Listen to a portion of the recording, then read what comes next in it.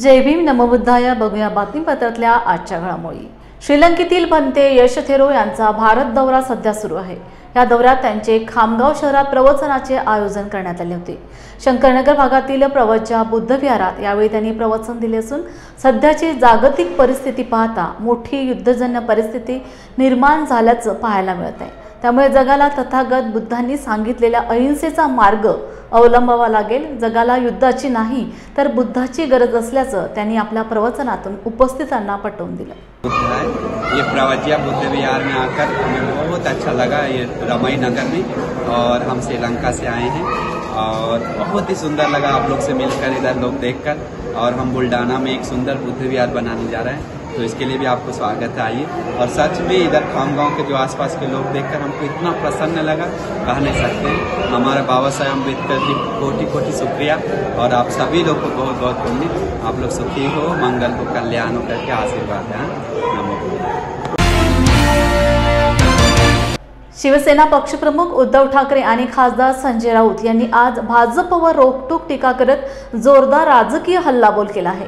संजय राऊत यांनी थेट विचारले की पहलगाम हल्ल्याप्रकरणी ताब्यात घेतलेले 4 अतिरेकी गेले कुठे. ते म्हणाले की युद्ध सुरू असताना अमेरिकेतून फोन करून आपल्या पंतप्रधानांवर दबाव टाकला जातो. त्यांनी दावा केलाय की महाराष्ट्र आणि दिल्लीमध्ये कंपनी थेट हस्तक्षेप करत आहे. उद्धव ठाकरे यांनी भाजपला वांझोटा पक्ष म्हणत सरदार पटेलांच्या पुतळ्यामागे राजकारण केल्याचा आरोप केलाय. राणे कोंबडीचोर आणि राणे नेपाळी अशा घोषणा षण्मुखानंद सभागृहात दिल्या गेल्या आहेत. ठाकरे म्हणाले की पैसा फेकून तमाशा पाहणं आमचं धोरण नाही. आम्ही विचारांवर चालणारे लोक आहोत. त्यांनी थेट भ्रष्ट मंत्र्यांना चापकाने फोडण्याची भाषा करत विजय शहा व संजय शिरसाट यांना लक्ष्य केलंय. मुंबई ही मराठी माणसाची आहे आणि शिवसेना ब्रँड मी कोणालाही सोपवणार नाही असं ठणकावून सांगितलं. कम ऑन किल मी असं म्हणत त्यांनी संघर्षाची तयारी असल्याचं घोषित केलं. कुछ लोगों ने बेची नहीं है अपनी आत्मा.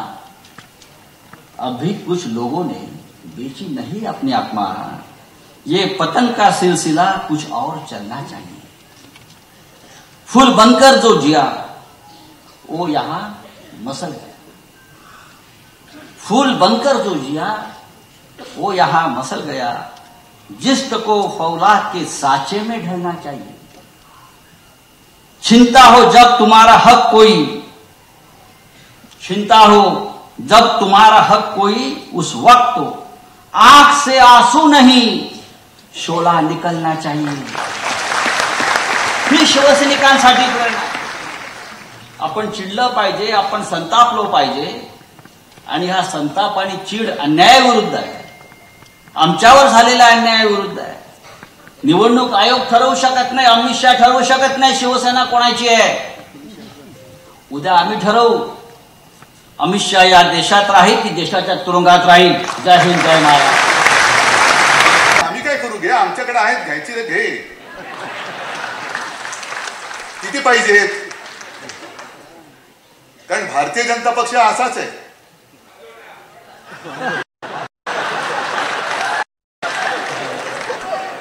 तुम्ही जो शब्द वापरला शिवसेना प्रमुखाने आणखीन वापरला असता पुढचा, पण ते सत्य आहे. आपण सत्य नाकारतो का कधी? त्याच्यामुळे हे सत्य त्यांनी स्वीकारलं पाहिजे की त्यांना आजपर्यंत त्यांनी पोरं नाही झाली म्हणून दुसरे नेते हे स्वीकारायचे, ते मोठे करायचे.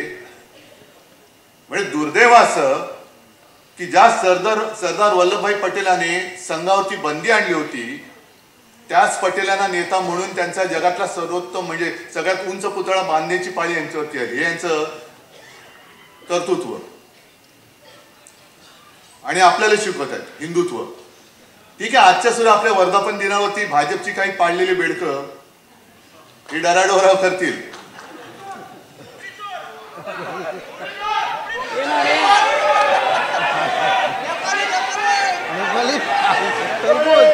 आणखीन काय बोलण्याची गरज आहे त्याच्यावर?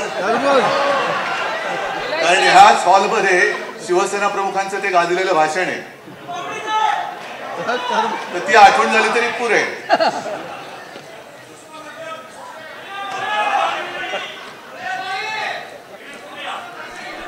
तुम्ही असं बोलायला लागलं मला पुढे काय बोलायचं ते सुचत नाही, कारण मला डोळ्यासमोर सगळे यायला लागतात. ही सगळी पाळीव बेडकं ही यायला लागतील, बोंबलतील. पण या चोरांना खरंच मी तर म्हणेन लाज लज्जा शरम काही त्यांनी ठेवलेली नाहीये. नॅपकिन आहे तो सुद्धा काय ठेवलाय ते कळत नाही.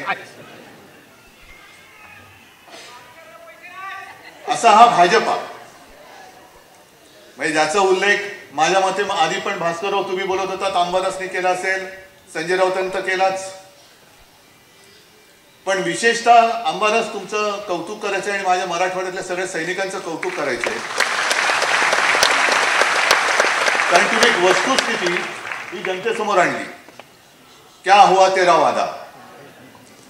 म्हणजे आतापर्यंत त्यांनी जे काही वादे केले होते ते कसे फसवे होते ते त्यांनी छान पद्धतीने पूर्ण मराठवाड्यामध्ये जनतेपर्यंत पोहोचवलं. मग आता माझा प्रश्न तुम्हाला आहे की निवडणूक जिंकण्यासाठी माता भगिनींशी केलेला वादा, जनतेशी केलेला वादा जो पक्ष पाळत नाही तो पक्ष त्यांनी मला केलेला वादा हा मी तेव्हापासून बोलत होतो की यांनी वादा केला होता की 2.5 वर्ष शिवसेनेचा मुख्यमंत्री होईल. त्या सोफिया कुरेशी ज्या आपल्या भगिनी आहेत, एक काय आपल्याला गर्व वाटला त्यावेळेला की एक महिला आपल्या लष्करामध्ये मोठ्या पदावर पोहोचली आणि ती बाणेदारपणाने आपली बाजू मांडते. त्या सोफिया कुरेशीना जो विजय शाह पाकिस्तान की बहन म्हणतो, आतंकवाद्यांची बहीण म्हणतो, ही अशी नालायक औलाद भाजपमध्ये आहे. आणि या भाजपकडनं आपण देश सुधारण्याची आशा करतो. देश सुधारणार आहे म्हणजे तुम्हाला एवढं सुद्धा कळत नाही. एक तरी इतर वेळेला शेपट्या घालून आत बसणार. तुम्ही सैन्याचे पाय तर बांधलेच, नाही तर सैन्याने धडक दिली होती आजपर्यंत आपण पाकिस्तान घेतलाही असता. पण ट्रम्पचा फोन आल्यानंतर हे युक्रेनचा वॉर रुकवादी पापा, वॉर रुकवादी पापा ती जाहिरात होती ना, आपण पण केली होती. पण ट्रम्पचा फोन आल्यानंतर यांचा आवाजच गेला. काय करायचे ते असे प्रधानमंत्री, काय करायचे तसे गृहमंत्री. संजय राऊत तुम्ही जो प्रश्न विचारला तो बरोबर आहे की ते 4 अतिरेकी आतमध्ये आले कसे. संरक्षण मंत्री काय करतायत, गृहमंत्री काय करतायत, खाडखाड गोळ्या घालून आपले पर्यटक तिकडे जे गेले होते त्यांना गोळ्या घालून मारणारे अतिरेकी गेले कुठे. पाताळात गेले, आकाशात गेले का भाजपात गेले. अजून मिळत कसे नाहीत सांगता येत नाही त्यांना. गेलेही असतील, घेतलेही असतील. पण आता फक्त दाऊदला घ्यायचं बाकी राहिलेलं आहे, बाकी सगळं झालेलं आहे. आणि जसं आपण सदस्य नोंदणी करतो, कुठे करतो आपण, घरोघरी जातो, आपल्या शाखेमध्ये करतो, काही ठिकाणी पब्लिक प्लेस असतात तिकडे करतो, बरोबर ना. पण मला आता कोणीतरी सांगितले की भाजपने आता नवीन सुरू केले, जेलच्या तुरुंगाच्या दरवाजाच्या बाहेर त्यांनी स्टॉल टाकले. इथे येतो का तिथे जातो. म्हणजे काय किती लोकांना बदनाम करायचं, आयुष्यातून उठवायचं, भ्रष्टाचारी म्हणून बोंबाबोंब करायची, संपूर्ण कुटुंबाला बदनाम करायचं, मग त्याच्या मागे लावायची. आता बघू ना ज्या ज्या गोष्टी या भाजपवाल्यांनी तेव्हा अगदी फडणवीसांनी सांगितलं होतं, SIT लावू, हे लावू, ते लावू. मग SITची काय तुमची ST झाली, सगळ्यांनी घेऊन जाणार. आता बघूया. म्हणजे सगळ्यांना बोंबलून भ्रष्ट म्हणून बोंबलून टाकायचं, बदनाम करायचं. 70,000 कोटीचा घोटाळा आलं काय, छे छे छे छे छे, पाय धुवून त्यांचं पाणी पितायत. सिंचन घोटाळा ना म्हणून पाणी पितायत. अशी संपूर्णपणे या देशाची वाट लावली यांनी. आणि आता शिवसेना संपवायचं स्वप्न बघतायत.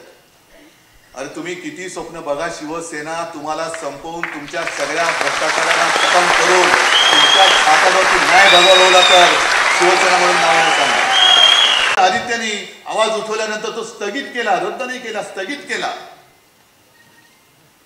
म्हणजे देवनाथचं जे काही डम्पिंग ग्राउंड आहे ते सुद्धा अदानीला देत आहेत आणि तो कचरा काढायचा पैसा हा मुंबईकरांकडनं गेला.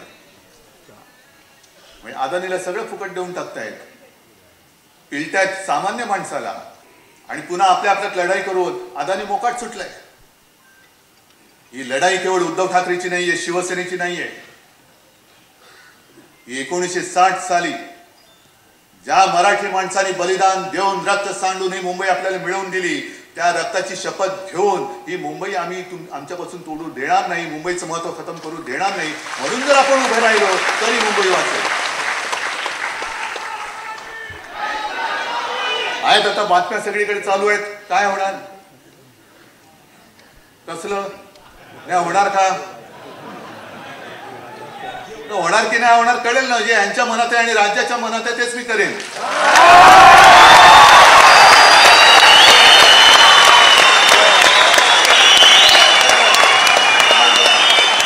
पण ते होऊ नये, ते होऊ नये. मराठी माणसाची शक्ती एकत्र येऊ नये म्हणून यांच्या मालकाची नोकर इकडे गाठी भेटी घ्यायला लागले. हॉटेलमध्ये भेटताय मालकांचे नोकर तुम्ही. कारण जर का मुंबईवरती ताबा यांना मिळाला नाही आणि मुंबई परत शिवसेनेच्या ताब्यात आली, आम्ही घेणारच आहोत, आम्ही घेणारच आहोत. मुंबई जर का पुन्हा मराठी माणसाच्या ताब्यात गेली तर मालकाच्या मित्राचं कसं होणार, अदानीचं कसं होणार. त्याच्यामुळे मराठी माणसाची शक्ती एकवटता कामा नये. याच्यासाठी हे मालकाचे शेटजीचे नोकर, हेच मी म्हणेन. आणि ते नोकरांचे नोकर जे आज नालायकपणाने वर्धापन दिन साजरा करतात ते शेटजींच्या नोकरांचे नोकर आहेत. किती प्रयत्न चालले, होणारच नाही, होणारच नाही. आणि तुला काय करायचं, तुला नाही होत, आमचं आम्ही बघू ना, आम्ही बघू आमचं काय करायचं ते. पण जर तुम्हाला कोणाला वाटत असेल की तुम्ही शिवसेना प्रमुखांचा ब्रँड पुसून टाकाल तर तुमचं नामो निशाण आम्ही महाराष्ट्राच्या धर्तीवर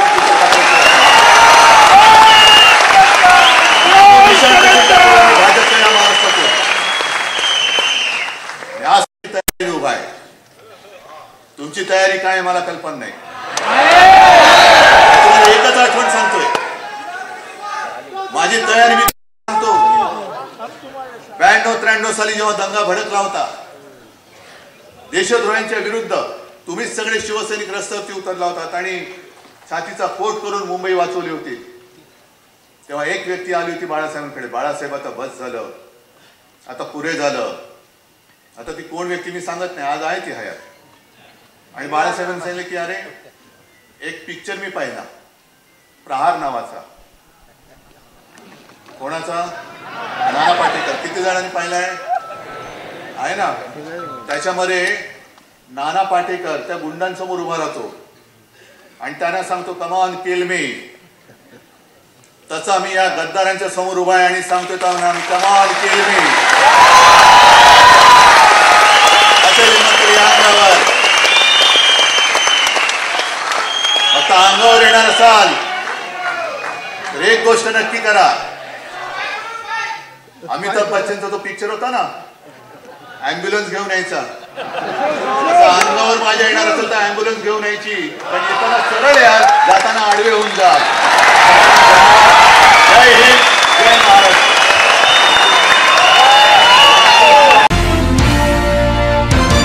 बुलढाणा जिल्ह्याच्या लोणार तालुक्यातील वेणी गावामध्ये दलित समाजाच्या स्मशानभूमीसाठी गेल्या 20 वर्षांपासून 2.5 एकर जमीन समाजाच्या ताब्यात आहे, ज्याची नोंद ग्रामपंचायतला असल्याचं सांगण्यात येत आहे.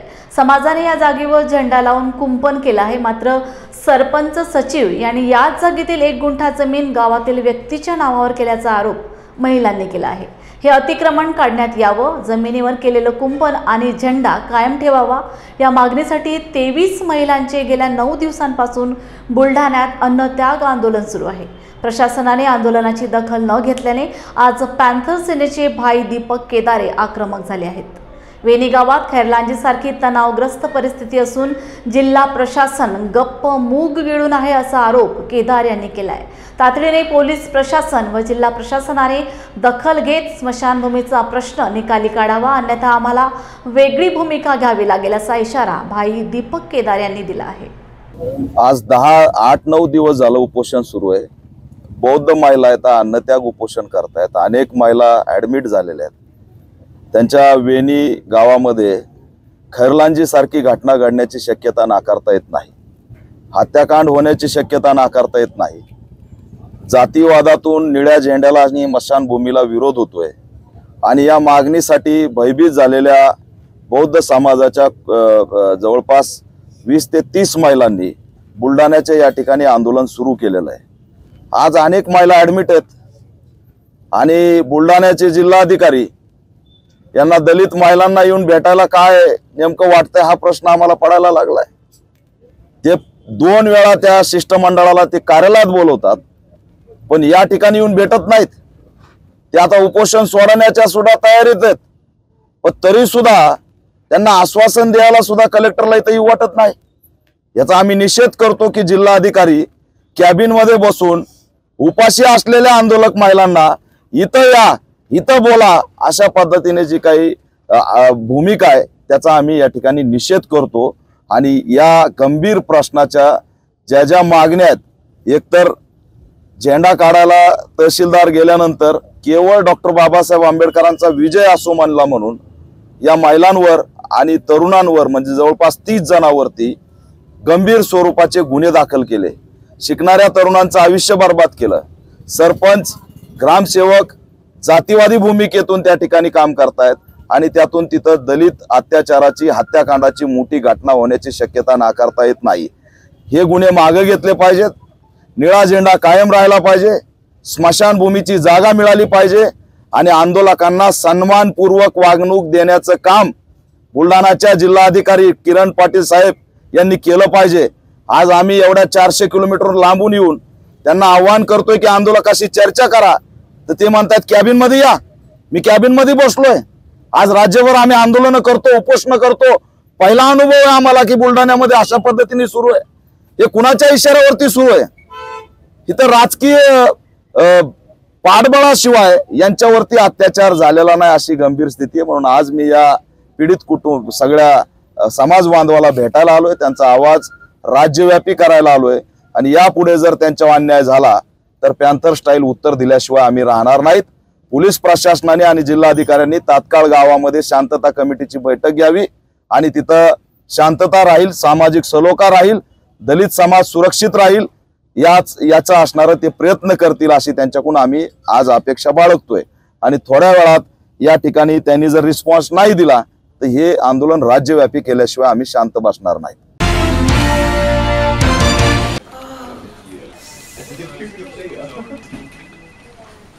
बॉस ने मीटिंग बुलाई। क्या यार, आदमी की तकलीफ को तो समझो। बाहर बाहर उठो बैठो। जनाब, तकलीफ उठने बैठने की नहीं, तकलीफ बवासीर की है। बवासीर, फिशर, भगंदर, पाइलोनियल साइंस का आयुर्वेद तथा आधुनिक लेजर से उपचार। अभ्युदय पाइल्स लेजर हॉस्पिटल, लोहार समाज भवन के पीछे, महापुष्प सोसाइटी, शताब्दी नगर चौक से मनीष नगर रोड, नागपुर। कॉल और विजिट करें www.pilesfistulacure.com। शिवसेना उद्धव बाळासाहेब ठाकरे पक्षाच्या 59व्या वर्धापन दिनानिमित्त व युवा सेना प्रमुख आदित्य ठाकरे यांच्या वाढदिवसानिमित्त इचलकरंजीत युवा सेनेच्या वतीने सामाजिक बांधिलकीतून विविध उपक्रम राबवण्यात आले।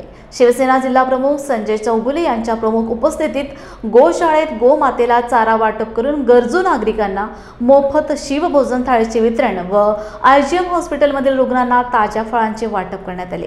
या उपक्रमात शिवाजी पाटील, सयाजी चव्हाण, धनाजी मोरे, काशीनाथ बावडेकर, युवा सेनेचे पदाधिकारी व शिवसैनिक मोठ्या संख्येत उपस्थित होते। जनसेवेचे व समाजकारणाचे शिवसेनेचे धोरण या उपक्रमातून अधोरेखित झाले।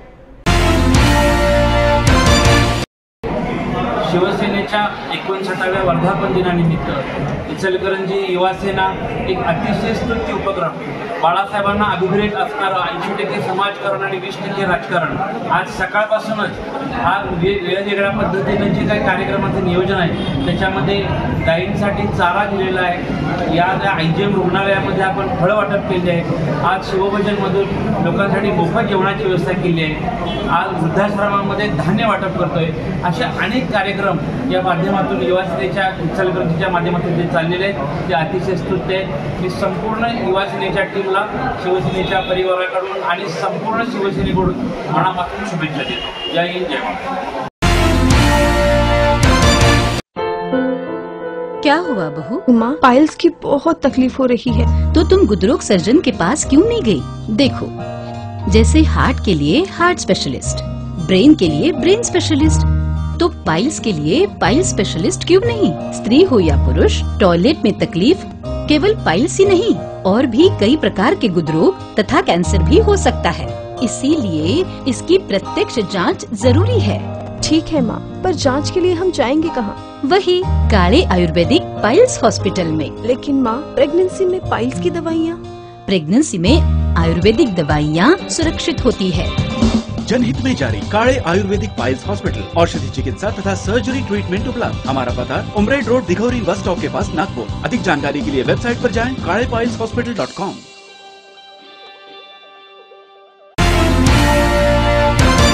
राज्यातील कारागृहात 3 वर्षात 500 कोटींचा घोटाळा झाला असल्याचा आरोप स्वाभिमानी शेतकरी संघटनेचे अध्यक्ष व माजी खासदार राजू शेट्टी यांनी कोल्हापुरात झालेल्या पत्रकार परिषदेत केला आहे। या घोटाळ्यात तत्कालीन अप्पर पोलीस महासंचालक अमिताभ गुप्ता, कारागृह विशेष पोलीस महानिरीक्षक जालिंदर सुपेकर, तेजस मोरे यांचे मोठे कनेक्शन असल्याचं शेट्टी यांनी सांगितलंय। आपण मुख्यमंत्री फडणवीस यांची भेट घेण्यासाठी गेलो होतो, पण त्यांनी टाळाटाळ केली आहे। तर कोणत्याही पदावर नसलेल्या तेजस मोरे याचा कारागृहात वावर वाढला आहे। बांधकाम कामगार कल्याण महामंडळाचे अध्यक्ष मुन्ना यादव रायसोनी पतसंस्थेतील 1200 कोटींचा घोटाळा झालेला आहे। या सर्वांच्या संपत्तीची ईडी सीबीआय कडून चौकशी करण्यात यावी अशी मागणी शेट्टी यांनी केली आहे। जेलमध्ये ज्या वेगवेगळ्या वस्तू खरेदी केल्या जातात त्या खरेदीमध्ये 500 कोटीहून अधिक घोटाळा झालेला हे वेळोवेळी पुराव्यानिशी मी सिद्ध केलं आहे। जवळजवळ 3-4 महिन्यापासून मी सातत्यानं पत्रव्यवहार करतो आहे। मुख्यमंत्र्यांच्या कार्यालयाला कळवलं, राज्याच्या मुख्य सचिवांना मी 3 वेळा जाऊन भेटलो, सगळे पुरावे त्यांना सादर केले, चौकशीचं आश्वासन त्यांनी दिलं, परंतु त्यातून निष्पन्न काहीच होत नाही। आणि याच्यामागे असणारे जे कोणी असतील त्याला पाठीशी घालायचंच काम चालू आहे असं एकूणच वातावरण मला जाणवायला लागलेलं आहे। गेल्या आठवड्यामध्ये 9 आणि 10 जूनला मी 2 दिवस मुंबईमध्ये ठाण मांडून बसलेलो होतो आणि मुख्यमंत्र्यांना मी वेळ मागितलेली होती की माझ्याकडे जे काही पुरावे आहेत ते पुरावे बघा आणि ह्या खरेदीमध्ये जो मोठ्या प्रमाणामध्ये भ्रष्टाचार झालेला आहे, घोटाळा झालेला आहे, त्याच्या संदर्भामध्ये कारवाई व्हायला पाहिजे। हा करदात्या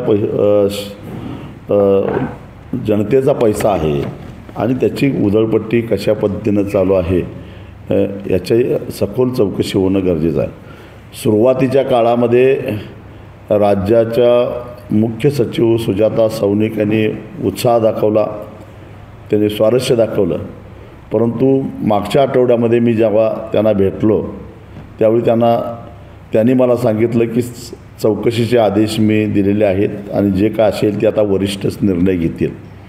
वरिष्ठ याचा अर्थ महाराष्ट्राचे मुख्यमंत्रीच, कारण गृह खातं त्यांच्याकडेच आहे आणि राज्याचे ते मुख्यमंत्री आहेत। राज्याच्या मुख्य सचिव जर असं म्हणत असतील तर प्रशासनात तरी त्यांच्यापेक्षा वरिष्ठ कोणी नाही आहे आणि मग मुख्यमंत्र्यांनीच निर्णय घेणं अपेक्षित आहे, परंतु मुख्यमंत्री सातत्यानं या विषयावर निर्णय घ्यायला चालढकल करतायत, माध्यमासमोर सांगतायत की पुरावे माझ्याकडे आले तर मी कारवाई करेन आणि पुरावे घेऊन मी भेटण्याचा प्रयत्न करतो आहे। तर 2 दिवस मुंबईमध्ये थांबूनसुद्धा मुख्यमंत्र्यांना 5 मिनिटासाठी वेळ देणं शक्य झालं नाही आणि त्यामुळं शेवटी त्यांच्या कार्यालयामध्ये पत्र देऊन मी परत आलो।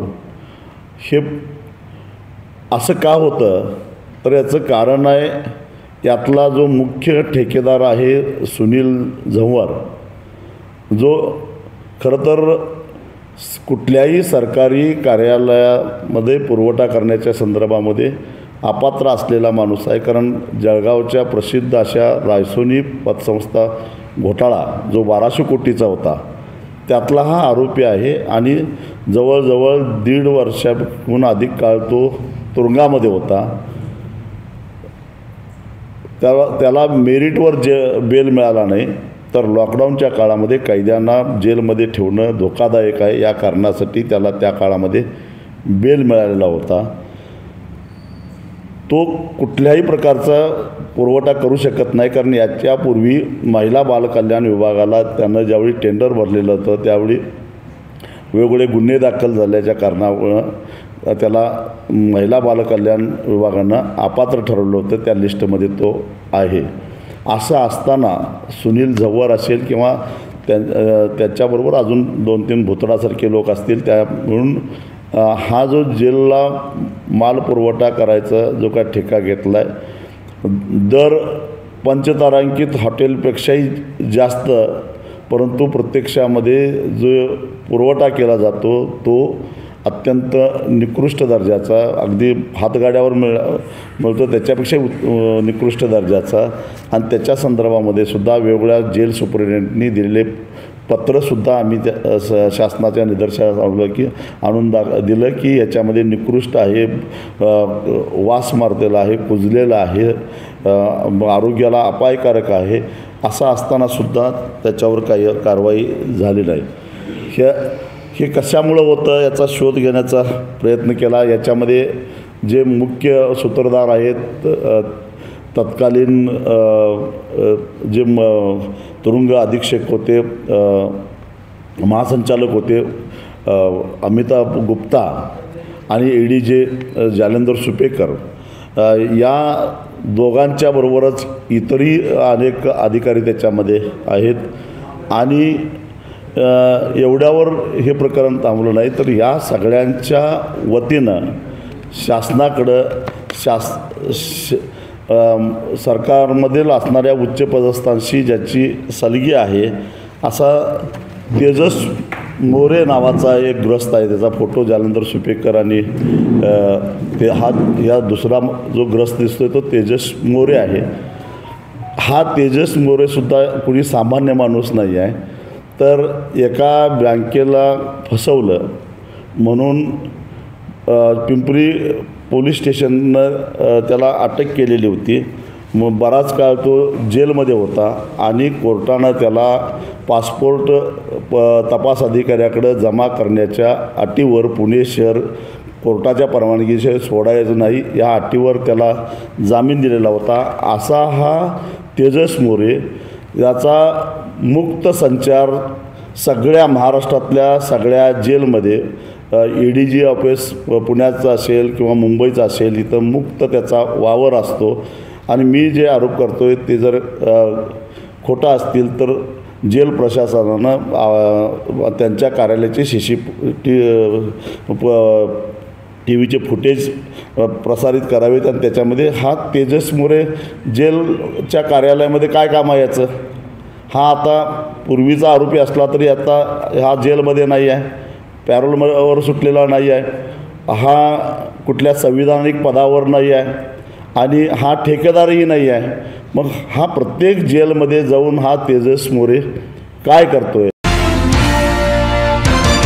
केंद्रीय निवडणूक आयोगाने मतदान प्रक्रियेशी संबंधित व्हिडिओ फुटेज आणि फोटो जतन करण्याच्या कालावधीत बदल केला असून आता 1 वर्षाऐवजी केवळ 45 दिवसात नष्ट करण्याचा आदेश 30 मेला काढलाय आणि केंद्रातील मोदी सरकारने 48 तासात या आदेशाला मंजुरी दिली.